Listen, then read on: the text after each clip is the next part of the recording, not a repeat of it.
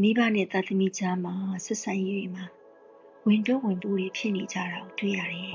။များသောအားဖြင့်ပေါ့နော်။မိဘကလည်းသားသမီးငယ်လေးတွေကိုပြုစုစောင့်ရှောက်တဲ့အခါမှာဝင်တိုးဝင်ပိုးဖြစ်နေကြတယ်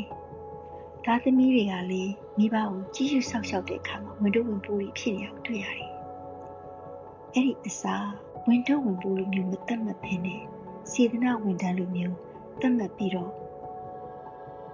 ပြုစုယူရမယ်ကြည့်ရှုစောင့်ရှောက်ကြမယ်ဆိုလို့ရှိရင်တော့ပေါ့ပေါ့ပါနဲ့ကြည်ကြည်နူးနူးနဲ့နေလို့မြင်ရတာပေါ့နော်ဒါကြောင့်